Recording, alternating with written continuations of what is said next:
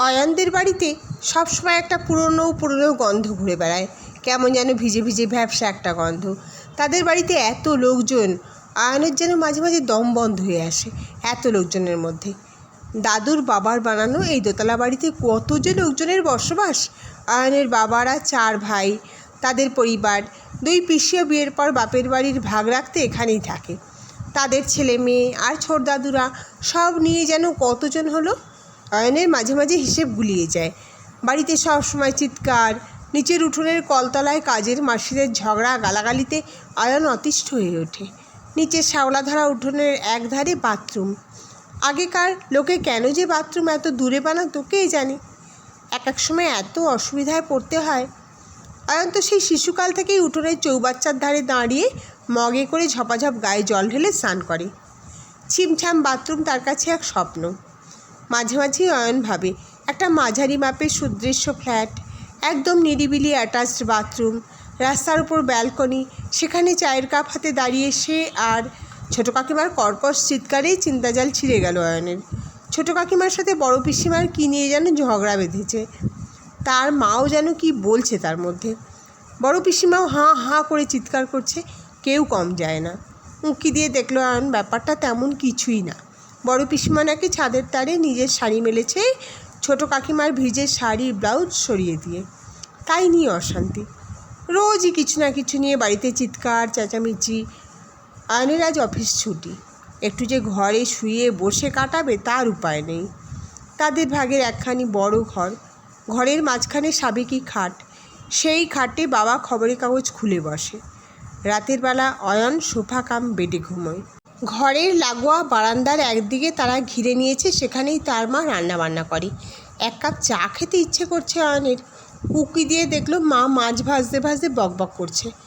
আমার শাড়ি তো রোজই সরিয়ে নিজেদের জামা কাপড় মেলা হয়, কই আমি তো কিছু বলতে যাই না। যে যেমন তার কর্মও তেমন হবে। বাবা, আমার মতো নরম মাটি পেয়েছিল বলে সবাই খুঁড়ে গেল। বাবা 7 সকালে বাজার থেকে কিলোখানিক একটা রুই মাছ নিয়ে এসেছে। মা সেই নিয়ে ব্যস্ত এখন। কোথায় ছুটির দিন একটু মাংস টাংস আনবে তা নয়, এখন চায়ের আশা দুরাশা। তোর আয়ন পায়ে চটি গলিয়ে বাড়ি থেকে বেরিয়ে পড়ল। একটু এগোলেই ভোলাদার চায়ের দোকান। চায়ের দোকানে বসে পাড়ার মনুখুড়ো জীবেনদার হাত দেখছে। জীবেনদার আর এই জন্মে বিয়ে হবে না বোধ হয়, এমন খুঁতখুঁতে লোক জন্মে দেখেনি অয়ন। এই মেয়ের গায়ের রং চাপা, ওই মেয়ের চোখ ছোট, ওই মেয়ের হাঁটাটা কেমন যেন, ওই মেয়ে বেঁটে, ওই মেয়ে তালঢাঙা, এইসব বলে এক একটা সম্বন্ধে ভেঙে দেয়। জীবেনদাকে অবশ্য দেখতে শুনতে খারাপ না, ভালো চাকরি বাকরিও করে, কিন্তু ওই স্বভাবের জন্য অয়নের ওকে ভালো লাগে না। অয়নকে দেখতে পেয়ে জীবেনদা চিৎকার করে বলল, অয়ন তোর সাথে কথা আছে, চলে আস না। অয়ন ভোলাদার থেকে চায়ের গ্লাসটা নিয়ে চুমুক দিতে দিতে মাথা নাড়ল। একটু পরেই জীবেনদা তার পাশে এসে বসল। একটু এদিক ওদিক তাকিয়ে বলল, বুঝলি এবার মনে হয় লেগেই গেল বিয়েটা। উত্তরপাড়ার মেয়ে, মনে দি ঘর। মনুখুড়োও বলল, বিয়ে না হয়ে যায় না, রাত জটক যাকে বলে। অয়ন হুঁ হাঁ করে উঠে পড়ল। বেঞ্চ থেকে ভোলাদাকে পয়সা মিটিয়ে বাড়ির দিকে হাঁটা লাগালো। তাদের পাড়াটা যেন 19 শতাব্দীতে আটকে আছে। বাড়িগুলো কেমন স্যাঁতসেঁতে, লোকগুলোও স্যাঁতসেঁতে হয়ে আছে। দুনিয়ায় কত কিছু ঘটে চলেছে প্রতিদিন, এরা সব এক জায়গায় দাঁড়িয়ে। অয়ন ঠিক একদিন অন্য জায়গায় চলে যাবে। অফিসের শুভ্রতাকে বলে রেখেছে একটা ছোট ফ্ল্যাটের জন্যে, ওর অনেক জানাশোনা। বাড়ি ঢুকে দেখলো লণ্ডভণ্ড কাণ্ড। জ্যাঠামশাইয়ের ছেলে টুবলুদা আর ছোটো পিসিমার ছেলে অনিদা ধুমধুমার কাণ্ড। টুবলুদা নাকি ইচ্ছে করে বাথরুম আটকে বসেছিল, অনিদার আজকে একটু তাড়া ছিল, সব জেনেও ইচ্ছে করে শত্রুতা করার জন্যে। এদিকে তাদের কাজের মাসি দামোদরের মা চিৎকার জুড়েছে। কলতলায় ছোটো পিসিমার কাজের মাসি গণেশের বউ নাকি ইচ্ছে করে তার গায়ে জল ছিটিয়েছে। গণেশের বউয়ের নাকি বরাবর হিংসা দামোদরের মায়ের প্রতি, ওর রূপ দেখে জ্বলে যায়। এসব কথা ঘরে বসে অয়নের কানে আসে। সত্যি দামোদরের মায়ের চেয়ে থাকার মতো চেহারা, ফর্সা টুকটুকে রং, মাথায় ঘোমটা দিয়ে কাজ করতে আসে। ওর বর মিস্ত্রির কাজ করে। এর মধ্যে পুবপাড়ার দিকে পাকা ঘর বানিয়ে ফেলেছে, কিন্তু খুব মুখ, একটু কিছু হলেই মুখ ছোটে তার। আজ এতগুলো ঝগড়া একসাথে শুনতে শুনতে অয়ন প্রতিজ্ঞা করলো, এ বাড়ি ছেড়ে তাকে যেতেই হবে। মা বাবাকেও নিয়ে যাবে এই নরক থেকে, খালি একটা সুবিধা মতো ফ্ল্যাট পাওয়ার অপেক্ষা। পরের দিন অফিস যেতে শুভ্রতা বলল, সুখবর আছে রে, একটা ফ্ল্যাটের সন্ধান পেয়েছি কাকুর গাছির দিকে। একটু ছোট কিন্তু জায়গাটা ভালো। আয়নের মন আনন্দে নেচে উঠল।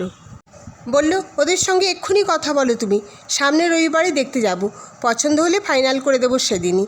শুভ্রতা মোবাইলে কার সাথে ফ্ল্যাটের ব্যাপারে কথা বলতে লাগলো। অয়নের মনটা খুশি খুশি হয়ে গেল। আজ সকালে রেগে মেগে বাড়ি থেকে না খেয়ে বেরিয়ে এসেছে। কোন কাকভোর থেকে বাড়িতে ঝগড়া ঝাঁটি শুরু হয়েছে। এরা সবাই ঝগড়া করতে এত ভালোবাসে, কথায় কথায় ঝগড়া। তার নিজের মা বাবাটিও কম নয়। বাবা তো একটুতেই তেলে বেগুনে জ্বলে ওঠে, আর মা যার সঙ্গে যারই ঝগড়া হোক না কেন সেখানে নাকটি গলাবেই। অয়ন কত বোঝায়, তুমি চুপ থাকো না, ওরা ঝগড়া করছে, তোমার কি হয়েছে তাতে? কে কার কথা শোনে। আর ছোট দাদুদের ওইদিকে হুলুস্থুলু কাণ্ড। সাত সকালে মা বাবা সেখানে অংশগ্রহণ করতে গেছে। আজ আর বাবা অফিস যাবে না মনে হয়। তুচ্ছ ব্যাপার নিয়ে এরা ঝগড়া করতেও পারে। সকালে লেগেছিল ছোট দাদুর দুই ছেলের মধ্যে ঘরের ভাগ নিয়ে। নতুন ফ্ল্যাটে গেলে নিশ্চিন্তি, এসব ঝগড়াঝাটির পরিবেশ থেকে মুক্তি। একটা ঝকঝকে সংসার, জানালা দরজায় ভারী পর্দা, সাজানো টয়লেট। আয়নের গোলাপি রঙটা ভারী পছন্দের। দেওয়ালের রঙটা গোলাপি রাখবে সে। বারান্দায় পাশাপাশি দাঁড়িয়ে রাস্তা দেখবে সে আর টুলটুল। টুলটুল বড় ভালো মেয়ে, নিজের পড়াশোনা নিয়েই ব্যস্ত থাকে। তাদের খুব কমই দেখা হয়, মেসেজে বা ফোনে কথা হয়। টুলটুল বা সে এখনও বিয়ের কথা ভাবেনি। আগে একটা ফ্ল্যাট চাই, নিজের মনের মতো। শুভ্রতা মোবাইল পকেটে রেখে বলল, দেবুকে 1 সপ্তাহ ফ্ল্যাটটা হোল্ড করতে বললাম। আরও দুজনের সঙ্গে নাকি এর মধ্যে কথা হয়েছে, দেখতে আসার কথা। বললাম ওদের এখন আসতে বারণ করে দিই। আয়ন বলল, সামনের রবিবার সকাল সকাল বেরিয়ে পড়বো। এখন চলো কিছু খেয়ে আসি, আজ সকালে বাড়ি থেকে খেয়ে আসিনি। অফিসের সামনের রেস্টুরেন্টে দোসা খেতে খেতে অয়ন বলল, বুঝলে শুভ্রতা, বাড়ির পরিবেশ যা হয়ে উঠছে দিন দিন, মনে হয় যেন মানুষের জঙ্গলে বাস করছি। শুভ্রতা বলল, আমি এসব বুঝি না রে, আমার তো বাড়ি ভর্তি লোকজন খুব পছন্দ। ছোটোবেলা থেকেই আমি, মা আর বাবা, আর কেউ নেই। আয়ন বলল, কিন্তু তোমাদের বাড়ি কি সুন্দর, ছিমছাম, দেখলে চোখ জুড়িয়ে যায়। শুভ্রতা চুপ করে দোসা খায়। হঠাৎ অয়নের ফোনটা বেজে উঠল। মায়ের কান্না ভেজা গলা। ওরে অয়ন, তাড়াতাড়ি বাড়ি আয়, তোর বাবা বাজারে গিয়ে হোঁচট খেয়ে পড়ে গেছে, মাথা ফেটে গেছে। অয়ন বলল, কেঁদো না মা, আমি এক্ষুনি আসছি। শুভ্রদা সব শুনে বলল, চল অফিসে জানিয়ে বেরিয়ে পড়ি। অয়ন শুভ্রদাকে নিয়ে বেরিয়ে পড়ল বাড়ির দিকে।